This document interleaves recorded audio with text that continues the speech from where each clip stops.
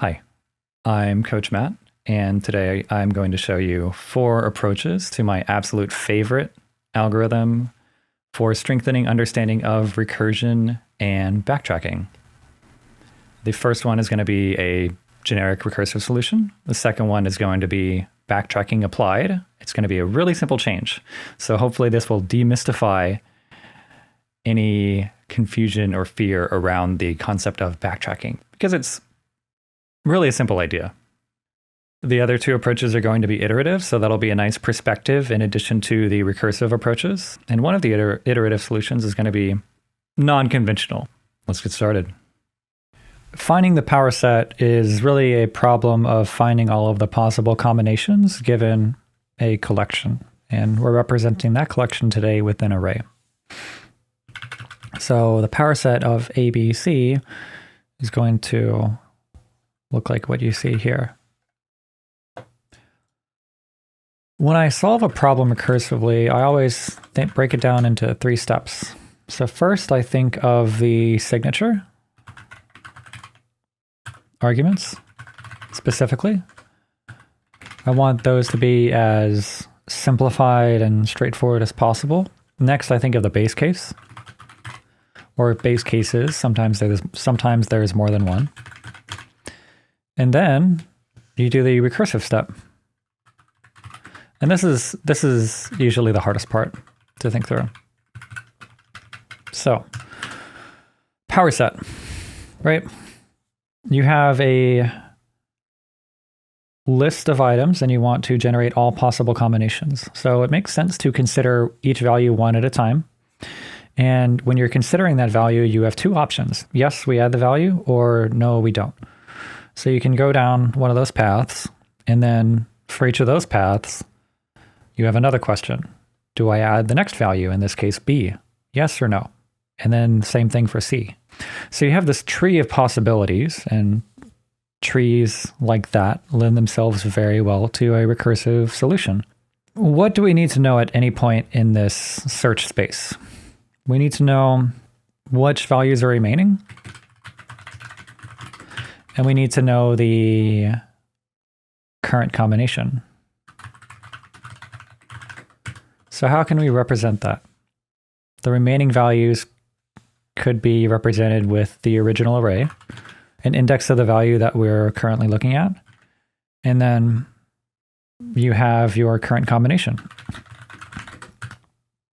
So that works. Although I prefer to write for simplicity and not so much worry about performance up front, especially in interviews. So we can do this with 2 arguments. Array and I here, what this is essentially representing is the remaining values. So remaining, and then the current combination. Right, so I think that makes sense. We could rename this array to remaining. And then the second argument is going to be the current combination, which will default to the empty array. And I'll just shorthand that to combo. So we have our signature. Great. Base case, right? So your base case is when there's no work left to do, right? So when there's nothing remaining, when there's nothing left to consider, we're done, right? If remaining length is 0, we just want to print out the combo. And then you can return and then recurse here. But what I like to do is to just have one exit point in a function. So we can instead do this. So now we have our base case, and then the recursive step. So there's 2 options, right? One path is we don't add the value that we're currently looking at, and then the other path is we do add the value that we're currently looking at. So it would be nice to split up this remaining array into the current value, and then whatever is left, the rest. And then rest and remaining. That naming is a little bit confusing. So maybe renaming, maybe we can rename remaining to, naming is hard.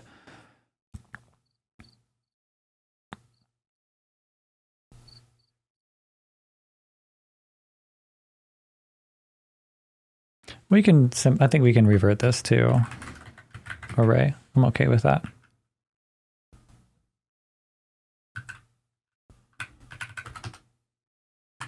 Yeah. Okay. So there's the two cases, right? Powerset rest. We want to give it the values that haven't been considered yet as the first argument. And then the next argument is the combination, which in this case we don't modify. And then the other case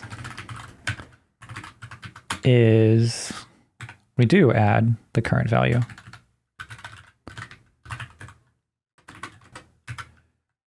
If we save, we see that we have the power set laid out right there. And we don't care about the order. We just want to make sure that all combinations are represented. Great. So you've probably heard this term backtracking, right? It might sound pretty daunting, but it's actually really simple. So we can adopt this solution since this is a depth-first traversal into this space. We can, instead of generating a new array here each time, what we can do is we can just reuse this array, push the value on, push the next value on, push the current value on, and then pop. And that works because, well, so what's going on here? This is the undo or backtracking. And that's all it is. This is backtracking. That's all you need to do. So you don't ever need to solve a problem with backtracking. You can do it the original way and just copy the data that you're working with. But maybe you want to write it with backtracking. It's less work for the computer and maybe it's faster. So great, that's two recursive solutions. This can also be solved iteratively in a few different ways.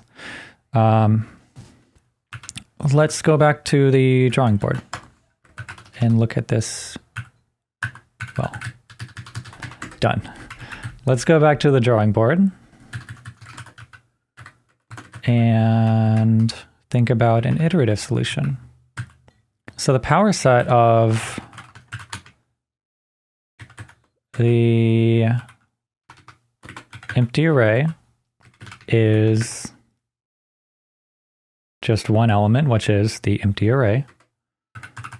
And then the power set of A, I'm not going to put quotes around just to save a few keystrokes, is the empty array and A.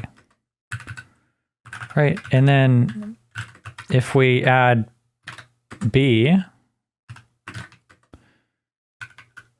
and then if we add B, we have the power set of A and B. It's really these two copied, and for each of these, we add B. The same thing for if we add C, right?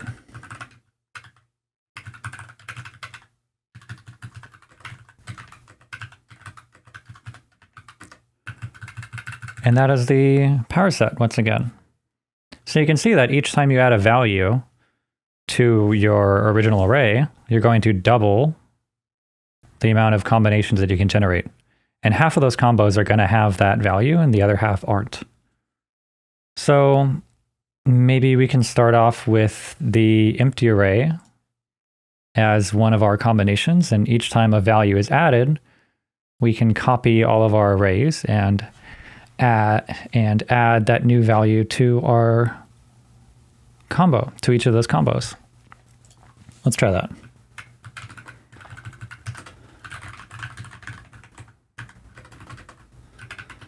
Okay.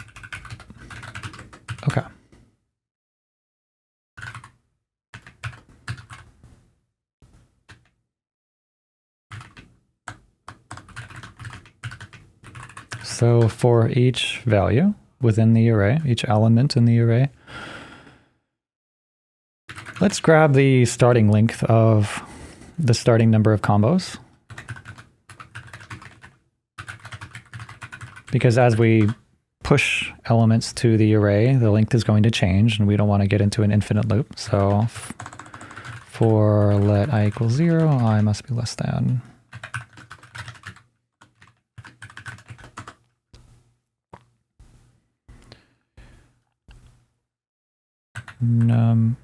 Combos that push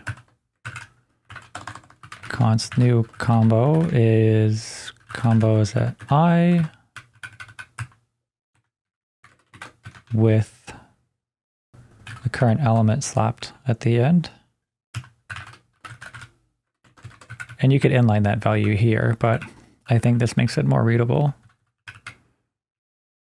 And then at the end,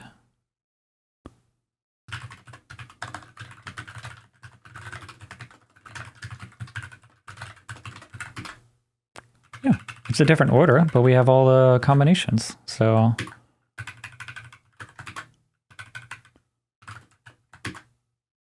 whoops, empty array. So we will assume that we are given an array. Perfect. Now, one more kind of bonus way to solve this problem. Thinking about combos once again. Combinations, all of the different combinations here. Let's consider the set of 3 values, right? A, B, C.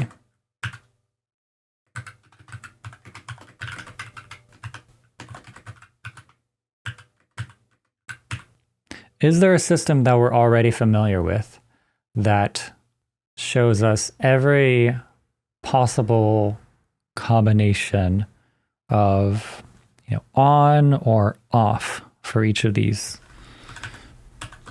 positions? What am I writing here? What am I doing? What am I trying to do? I'm counting in binary.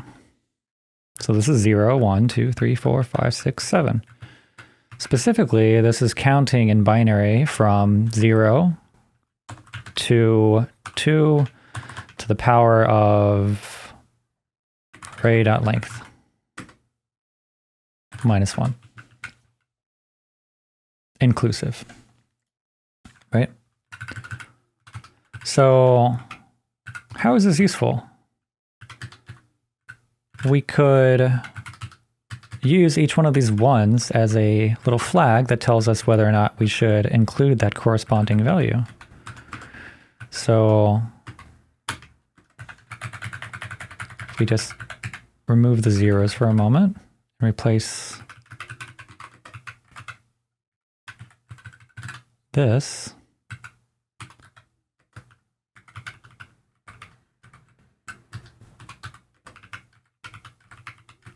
right? So this is going to be the power set as well.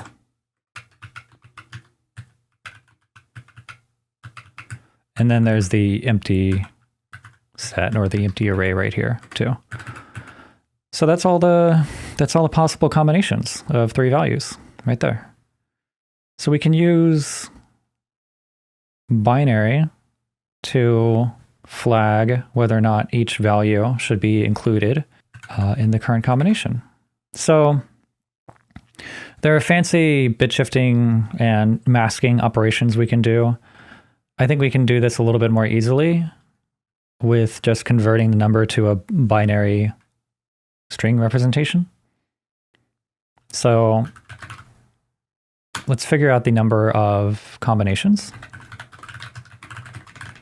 That's going to be 2 to the power of array.length.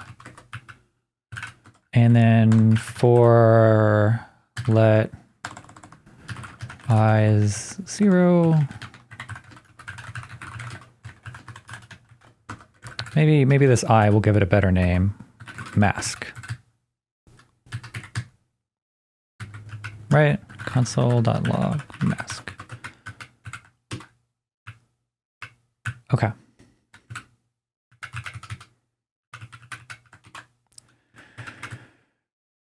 And we can convert that to binary, to string. Well, this is just going to convert it to a string, but the string can take a base, and we'll do base 2. Binary is base 2. But we also don't want to confuse this here with this value here. So maybe for simplicity, we can pad start max length. Okay. 3, well, array.length, and 0 as the fill string. So now everything is the same length. It's 0 padded from the left. Great. So we can use this mask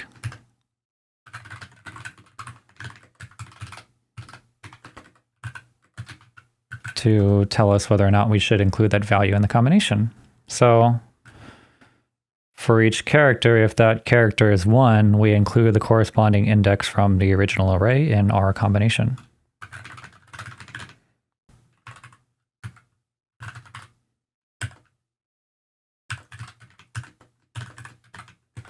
So let's just use array filter. So let's grab the index, and we just want to include this if mask string indexed at I is the string 1.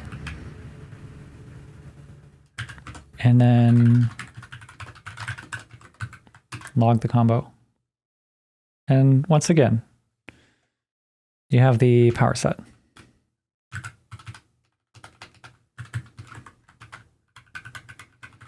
I hope you found that valuable. I want to give you 2 more problems that are going to cover a lot of the same concepts that we touched on with this Powerset solution today.